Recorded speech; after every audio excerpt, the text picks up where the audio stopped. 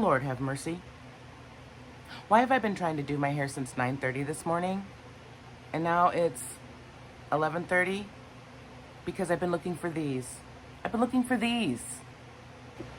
Welcome to my channel. I'm your random granny and I have ADHD. We're going to body double and we're going to do our hair together. If you know, you know. Y'all, I'm going to have so many stories for us. But to start initially, I had never heard of anything like body doubling before. My therapist actually told me about it and said that, body doubling for people that have ADHD helps them, stay focused through their projects and stuff like that. And so I thought, you know what, I'm going to do that for my ADHD and my autistic curlies, and we can just do this together, right? And one of the things that I like to do before I do my hair is I pre-poo and I detangle first. And the reason I do that is because I can't do my hair in the shower. I have issues with water running down my back and, just sensitivity type issues. And it just really creeps me out. And so that's been a difficulty for me. And so I would get in the shower to do my hair and I get claustrophobic in the shower. I get over anxious. I have panic attacks and sometimes have to sit down in the shower. And I was stressing myself out and I thought, why am I doing all of this? I'm just going to detangle my hair out of the shower. Then I wash my hair in the sink because that way I'm not feeling product and water going down my back and my neck. Does that make sense? I don't know if all of you struggle with that, but that's something that I really struggle with. And so as far as trying to do self-care, it's like, well, who wants to do self-care under those conditions? No one wants to do that, and it blows my mind that regular people can just, do those sorts of things without any problem, because it's a big problem for me. And so I'm finding out with my ADHD and being on the spectrum for autism, I just have to do things a little bit differently and not beat myself up about them. And so every Sunday before I wash, I detangle and get all of my shed hair out and everything like that. And that has really been working for me. I'm noticing that I'm retaining a lot more length now and everything. I have less breakage. I have less single strand knots. And so what I like to do is we're just going to let this run. And I take a lot of breaks, you guys, because it's a struggle to stay focused on anything longer than 15 minutes for me. Depending on what it is, sometimes I can pay attention and focus up to, half an hour, 40 minutes. But my threshold is roughly 15 to 20 minutes. And so I take a lot of breaks. And sometimes those breaks last like an hour, maybe two, maybe half the day. It depends. But anyway, I like to finger detangle because first off, I'm very sensory and I love the texture of my hair. And so that's been helping me to stay on track to do my hair is the texture thing about it. I can barely keep my hands out of my hair. It just feels amazing. I don't know what my hair type is. It doesn't matter to me anyway, but it's very soft and very cottony and very fine strands and very fluffy and very frizz prone. And so for me, I'm getting warm already. For me, it's better to finger detangle first and get all of that out of the way. And then I get all of my sensory issues out of the way too, because I get to have my hands in my hair. Oh, and take off all your jewelry too. And so this is how I start my every wash day. And it's pretty good right now because the other day I took my twist down because I only wear my hair in twists usually. So I took my twist down the other day and then I oiled my scalp and oiled my hair and did a basic detangling. And what I use is, okay, is this. I love this, and it works really well. And so this is what I put on my scalp at least once or twice a week. And then I used it for the first time to help me detangle the other day, and I really liked it. Actually, I detangled yesterday because I was bored. So I'm like, well, let me pre-detangle my detangling, because why not? Makes sense, right? I thought so. And so, yeah, I just do this, and I just make it so it's presentable. And then what I like to detangle with is this African Pride. Love this stuff. It's very aloe based, and so it's very soft and very slickery, and we like that. And I usually put it on dry, but I think today I'm gonna spritz just a little bit of water. And actually, this isn't water. I find that after I shampoo my hair, I find that water sometimes tends to dry my hair out, which I know sounds weird because water's moisture, right? That's what they tell us, right? And we believe everything we're told, right? Well, for me, because, why not be different? For me, I'm finding that if I put water on my hair after wash day, it tends to dry it out. So this is pure aloe juice, fruit of the earth aloe juice. That's all that's in here, straight aloe juice. So I go in with that, and then I start putting my gel in, and I emulsify everything to get it nice and spread around, and then I just start applying it to my hair.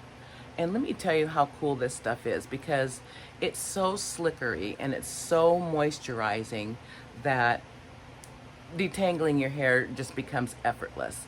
Now, I'm finding out that pre-shampooing isn't for everyone, but if you have a hair texture like I have, might want to be something you consider.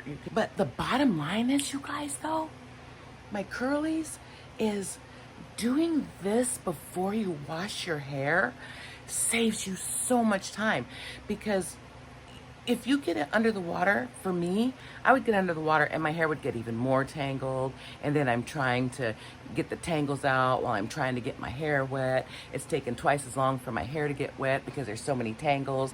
I'm combing my hair wet, and I'm hearing all the snapping and breakage.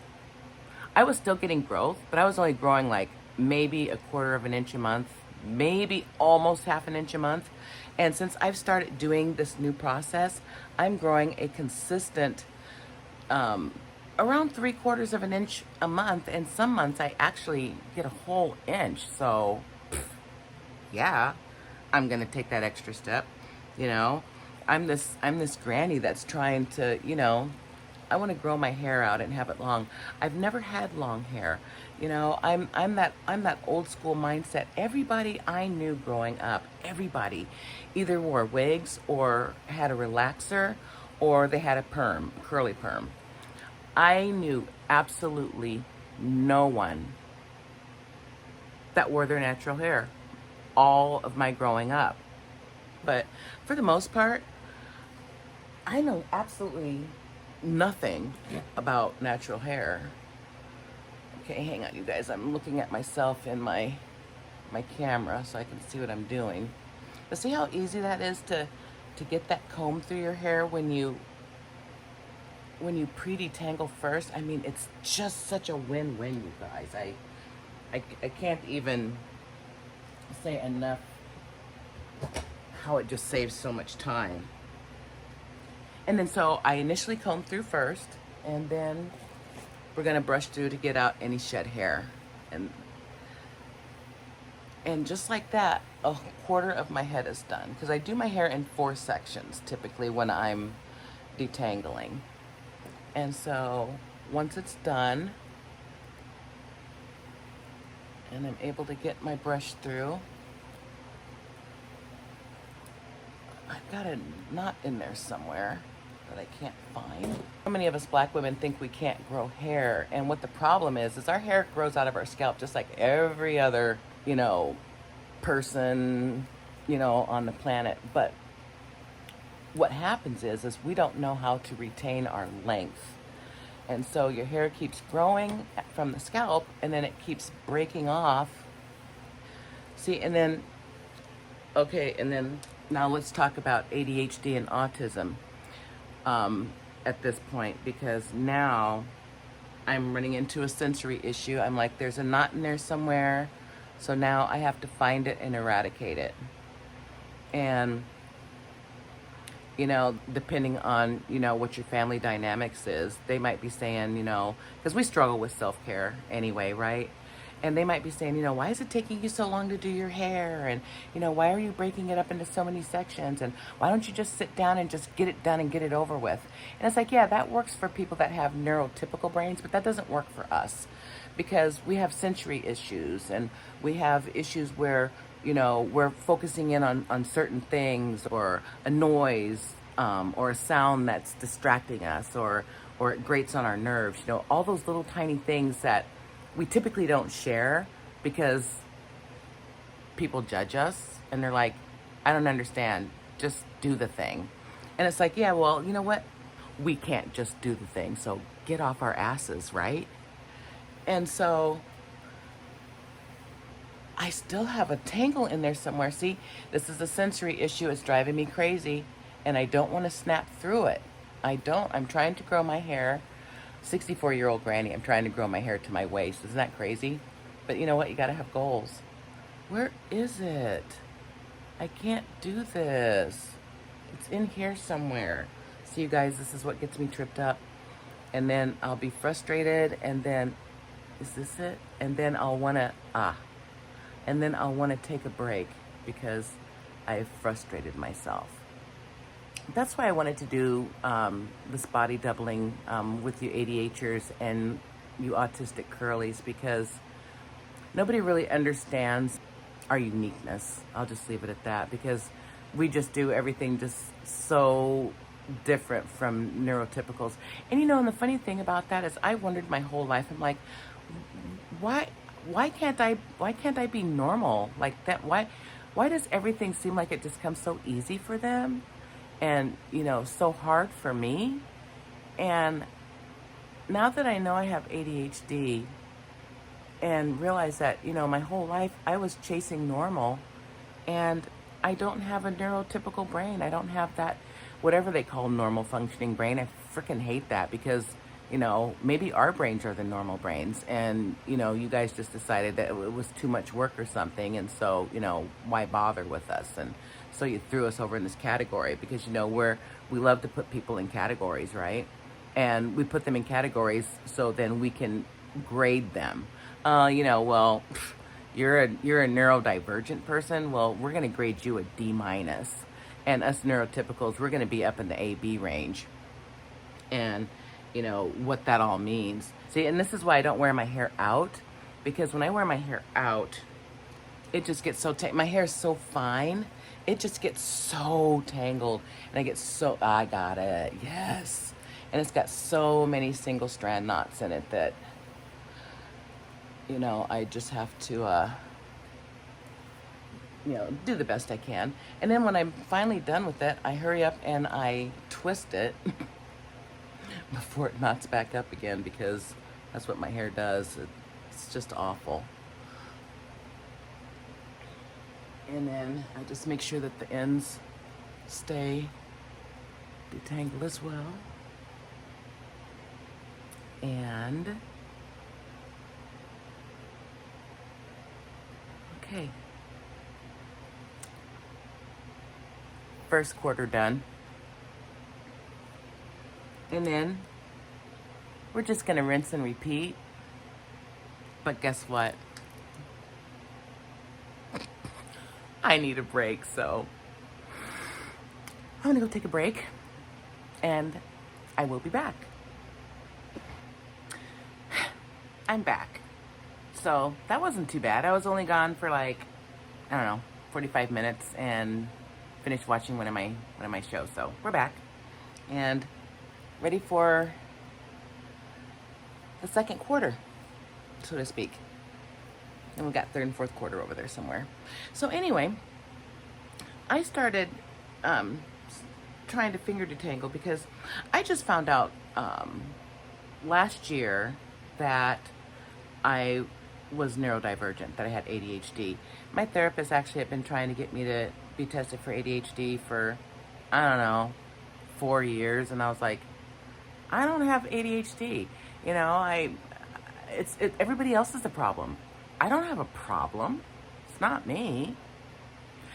You know, and I was like, no, ADHD in my mind was, you know, young white boys, you know, in class, you know, the class clown, loud and obnoxious and, you know, bouncing off the walls and everything like that. And I'm like, that's not me. If anything, in school, you know, I was the daydreamer and staring out the window and coming up with fantastical ideas in my brain and drawing, you know, planets and strange animals on my desk and crafting strange stories about them. I did stuff like that. I wasn't jumping off desks and being all, you know, hyperactive and, you know, doing all this stuff and bouncing off the wall. That wasn't me.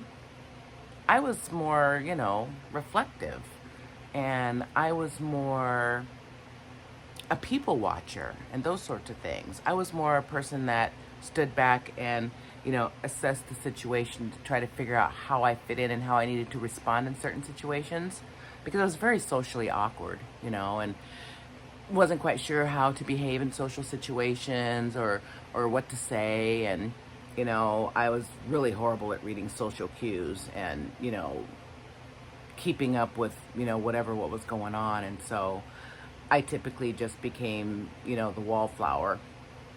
And so I was either super quiet all the time and I was the wallflower, or I was acting out and being like, well, that's not right, and you need to do it this way, and, you know, and you can't do that, and, you know, that goes against the rules. I follow the rules. I follow the rules. You have to follow the rules. If you don't follow the rules, then why are the rules there? And so I'm very much, you know, a follow the rules type person. And if you're not following the rules, I'm going to say you're not following the rules, or that's unsafe, or, you know, what are you doing, or, you know, any number of things like that. And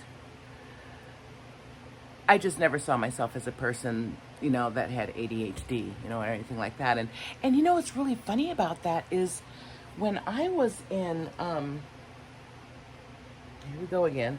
I just had it. Oh. When I was in college, my student advisor, you know, wanted me to be tested for ADHD. And let me tell you why. Let me tell you the story of why. And then I still didn't. I was like, oh, you know, whatever. So in college, I couldn't get my entrance because I couldn't pass reading and comprehension. You guys. Reading comprehension test. It was like a 15-20 minute test. And I took it the first time, and I passed on vocabulary. I was in the 98th percentile for vocabulary. But comprehension, I got 12%. What? And so I took the test again, flunked it again. I took it 3 times. And I couldn't pass reading and comprehension. When I tell you, I was shocked. I'm like, well, that explains a lot of why I don't understand reading directions or, you know, policies and procedures. You know, as an adult, you know, why I can't read textbooks or periodicals or anything like that. They make no sense to me. Throw all the letters up in the air, let them hit the ground, and then just pick them up randomly and then paste them back in the book. That's what reading to me is like. I don't know how normal people do it. I'm like, how are you reading a textbook? That makes no sense. Now, if I'm reading a novel, like a novel to where I'm reading the book and I'm like the narrator and I'm putting action and movies to what I'm narrating in my head, no problem. I can do that all day long. It's also another reason I'm always disappointed when the real movie comes out, because my imagination was so much better, you know, reading the book that way, that I've always been disappointed in the movie. But, you know, that's how I read. It has to make sense. It has to have a flow or something like that. And otherwise I can't do it. And so, you know, she finally had me come in and she's like, she said, I need you to just come in and take the test and take as long as you need, to feel comfortable that you did well on the test. Now, keep in mind, I'd done this test 3 times already within the 20-minute maximum timeline, right? How was that working for me? It wasn't. And so, when I tell you I finally passed the test, and I passed 98 percentile on vocabulary, and I passed with like an 85% on comprehension. I still wasn't up high on the comprehension, but it was enough to get me into college. That 20-minute test took me 3.5 hours, and it was so embarrassing. I was so embarrassed, and I went to college later in life, as an adult. I think I was, I was 36 years old because my goal was to graduate by my 40th birthday, and that was 20 years ago, by the way. And I was like, oh my goodness. And she's like, well, she goes, there's a couple of things going on. She goes, I think you should consider being tested for ADHD. And she goes, and you also have, a reading disability. You have a learning disability. And she really thought that I should, do some testing and do some stuff with that. Well, I'm in my 30s, and how embarrassing. And, all of a sudden now somebody knows that I can't read and that I don't understand things. I'd been hiding and masking my whole life. And so, now somebody knows my secret. Fuck, no. What do you do with that? I'm like, oh, no, I'm fine. And, I've gotten along this, this far, and, yada, yada, yada. And, I'll be fine. Well, I wasn't fine, because by the time it came to being accepted into the college and then having to read my textbooks, you guys, I couldn't read the textbooks. I couldn't understand anything. And so my student advisor, bless her heart, I loved her so much. She didn't have to do this. You know what she did? She took my books and she read them on tape for me, so I could just pop them in my cassette player in my car and I could listen to the books. This was before books on tape, I guess. I don't know. But so that helped. And then she taught me how to read textbooks. I got through college. I graduated 3.89, fairly top of my class, several awards, alumni awards, the whole 9 yards. I did not read a single textbook in college, you guys. I read my textbooks by looking at the pictures, reading chapter titles, subtitles, and any writing underneath the pictures. I got to the point where I could actually say, the picture to Maslow's theory of hierarchy is on page 89 in the upper right-hand corner, and the chapter title is this, and the subtitles are that. And then I would ask myself 10 questions about those titles and subtitles, and then I would move on. And that's all I did. And I was able to pass all of my stuff. Now, to be fair, whenever it came down to, and just like that site's done. See how great that works out, so guys? That first one I did was so long, but I'm talking and doing a lot of stopping. It takes me, under half an hour to do my hair typically, which is very doable. But anyway, so after learning how to read like that, I was able to get through, most of my studies. And then the other thing I did was, if I ever had a chance to speak in class, I would always choose speaking. Our instructors were always like, oh, you got to read this report and, do a 10-page paper or whatever. Or you'll have to stand up in front of class and, talk for a minimum of 20 minutes and then, have charts and graphs and, all of those things to, back up and support your work.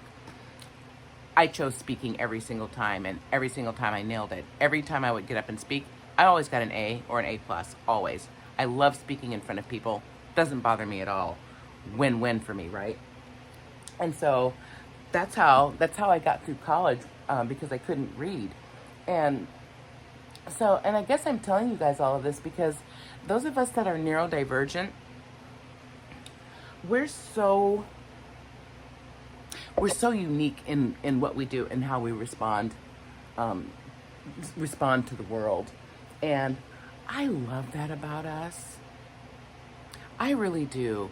we're creative minded, we're scientific, we're creative, we're the writers and the musicians and the scientists and, the people figuring out, how to eradicate that new disease or that new bacteria. We're actors and we're business owners and we're entrepreneurial and all of those really wonderful things. But we have our quirks and we have our idiosyncrasies and we have those things that make us stand out and make us appear, I don't know, like the kids when I was in school, I always thought I was smart, but I just couldn't get there. It was just a struggle, and the kids would make fun of me in school, oh, she belongs on the short bus and blah, blah, blah. I didn't even understand what the short bus was exactly, but I just knew, it was the kids that like really struggled. And I never saw myself as those kids, because what I saw in those kids was, on the outside, they were the kids that might, need to be in wheelchairs or they're on crutches or they have a very severe mental capacity, that is something that you can see or notice. And I didn't have any of those things. I just wasn't smart at my studies. And,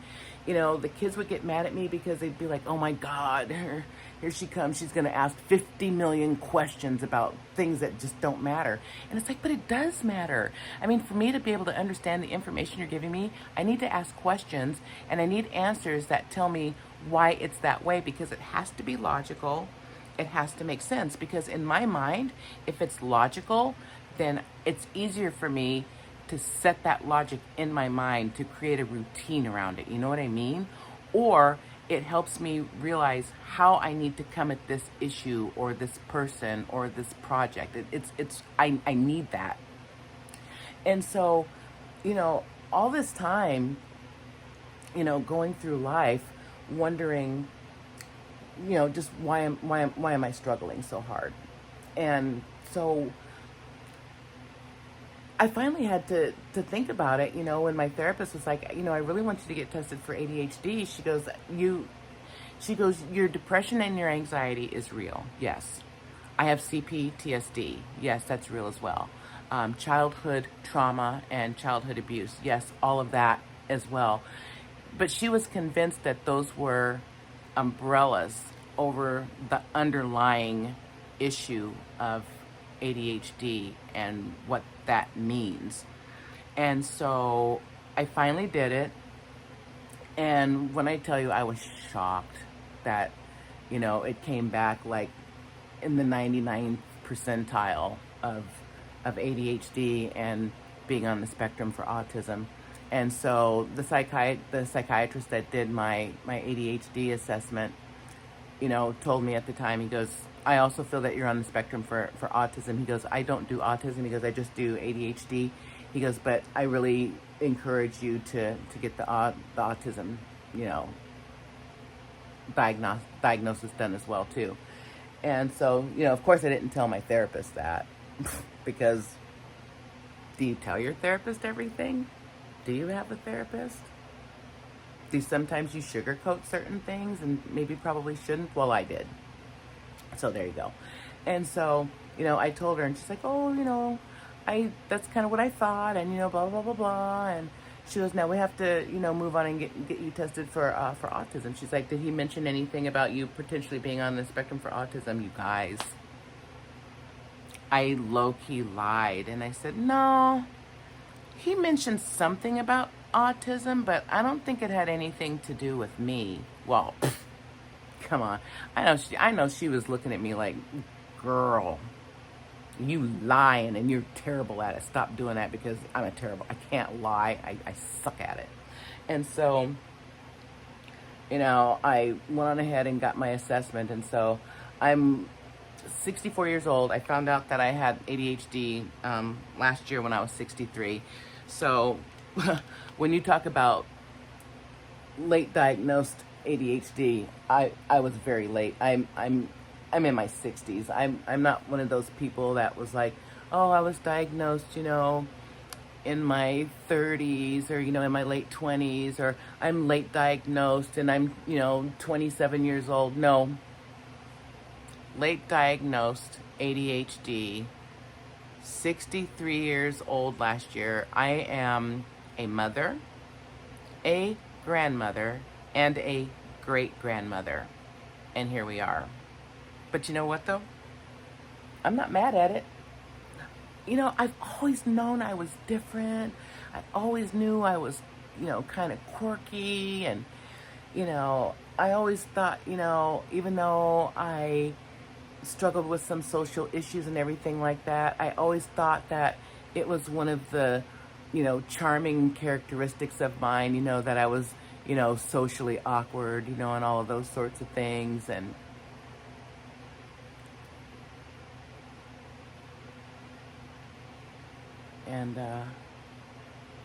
oh, sorry. I have another knot here that I'm trying to eradicate. And I totally forgot where I was going with that because, squirrel, I felt a knot and now I'm completely off track. And so we also do that too. And, how many people have you heard say, well, focus. You just need to focus more, and you just need to pay attention, and la la la, whatever the rhetoric they say to themselves. The same rhetoric that we tell ourselves. How many times have we told ourselves, why is this so hard, and why can't I do this, and why does it seem so easy for everybody else, and yada yada yada. Our brains work different. I'm telling you, I can be hyper focused. I'll hyper focus, and hours will go by, hours. So don't tell me I can't focus. I can absolutely focus. My problem is staying on that focus. And then I get to the point where I hyper focus so much that I'm not working on things that I should be working on. Like grocery shopping or paying bills, or, back when I was young and didn't know I had ADHD, how many times did I leave my kid at school? How do you forget you have a kid? How do you forget you have a kid? I would forget I have a kid. I would forget, I'm telling you. I don't even understand how that works. And, come to find out, my son also is ADHD, of course. And, we were talking about that the other day. He's like, yeah, he goes, when you weren't showing up, because I would just go to the principal's office and I would just sit there and, and be like, oh, that's just my mom, she'll be here eventually, she'll always remembers. And I'm like, sweetie, I said, I am so sorry I just left you out hanging like that. And he's like, Mama, he goes, it's fine. He goes, you know what? He goes, we got through it, didn't we? And I said, we sure did. And then that side's done. I'm almost done, you guys. And like I said, I want to do this every Sunday. I just want to sit here and just, detangle my hair and just yap and talk about, all kinds of things. It's not always going to be about ADHD or autism. I have a lot to say, and I'm very sarcastic. I love sarcastic humor, dark humor, to the detriment of those around me that are like, man, you're just a hot mess is what you are. And I'm like, well, yeah, I mean, I'd rather be a hot mess than not a hot mess, of course. I sit here and I do this with my hair, and I kind of pull through. I'm just trying to get any loose shed hair out that I can before I start, detangling and everything like that. But I'm on my last section. And so one of the other things, I'm going to kind of change gears here because I'm almost done, is I'm just going to be detangling and talking. I'm not going to be taking you through my washing and shampoo process and my styling process, but I'll put somewhere in the video, the products that I'm using, and they're sitting back here.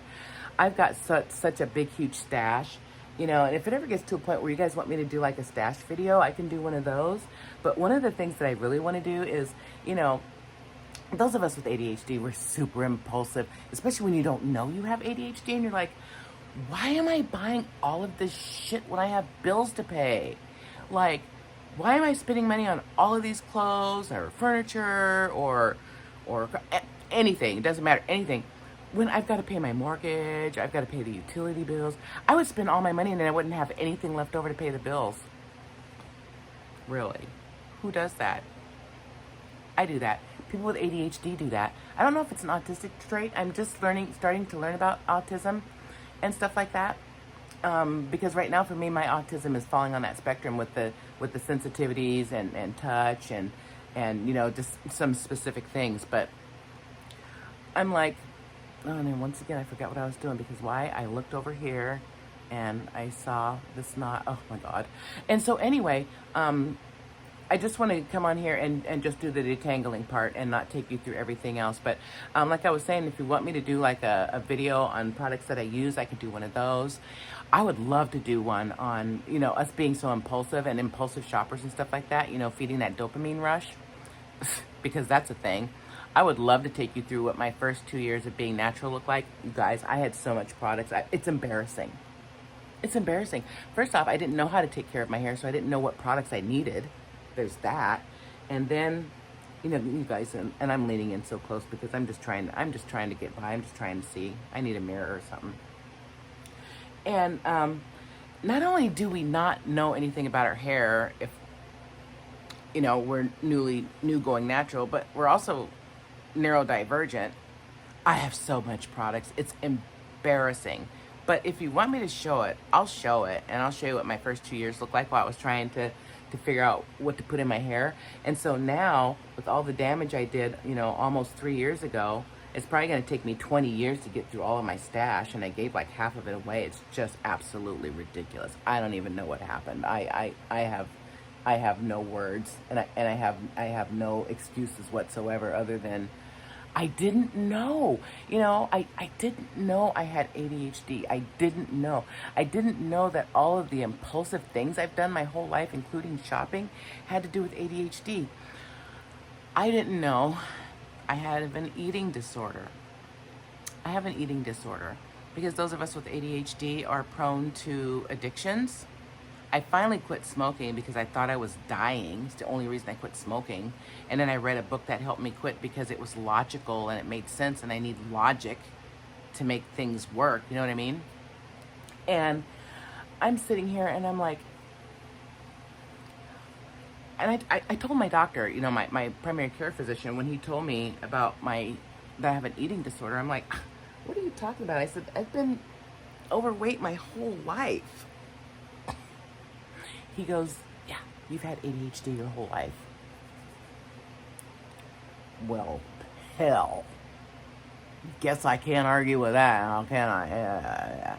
So I'm medicated now, and once I found out about the diagnosis last year, it took me forever to go to my doctor because I didn't have insurance, because I have no functioning executive function to be able to follow through on things that need to be done, I suck at getting things done. I suck at making phone calls and following through and, doing all those sorts of things that, we need to do to function in life, And so I finally got health insurance and was able to go see my doctor, and he prescribed me a medication, which was so bizarre because my doctor is very holistic minded.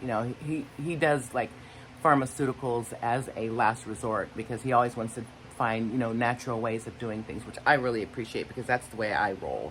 I like things that are natural, and can I take a supplement, blah, blah, blah. Well, when he said that he thought it was important for me to, try ADHD medication, honestly, it floored me. And I said, is it really necessary? I'm 64 years old. I'm retired. Next time we talk, if I think about it, I'll take you through my career and how I ended up here retired and everything like that. And I said, I'm retired and I'm not working anymore. I just couldn't, I can't take the rejection anymore. And he's like, he said, it's not about being able to function at work at this point and working on your executive function and trying to mesh yourself back into, how society wants you to behave at work. He said it's more about your quality of life. And now that I've been on my medication and everything like that, I understand what he's saying, because it's been impactful, but it hasn't fixed everything. I kind of see what's going on because I can focus better and everything like that. Like my medication is kicked in, and so you're seeing me now medicated, where I'm a little bit more controlled and I'm not talking 50,000 miles a minute. Next week I'll probably try to show you what doing my hair is like when I'm not on my medication and stuff like that. But I don't stay medicated. I don't take it every day, but like when I need to do something like this today where I need my executive functioning to, just to be able to get through the things that need to be done for the day, then, that's when I take it. But anyway, I'm all done with my detangling for the day, and I thank you guys for joining me. This has actually been kind of fun, and it's very therapeutic for me. And I love comments down below, and tell me how did you find out that you had ADHD, and were you late diagnosed, or were you diagnosed as a child? Have you ever been on any types of medications? Have they worked for you? Do you have natural hair and curly hair, and do you struggle with it? If so, let's talk about that too, because I struggle all the time. And let's just be there for each other and support each other and have a little bit of fun. And with that said, I'm pretty proud of myself because I sat down and I did this in 2 sessions, and I'm done now. And so now I'm going to take another break, probably an hour, because I'm going to be putting off the next bid. So next I have to wash my hair, and then after I wash my hair, then gotta style it. So anyway, I enjoyed talking with you guys today and just running my mouth. And you all have a great day, and I will see you next Sunday.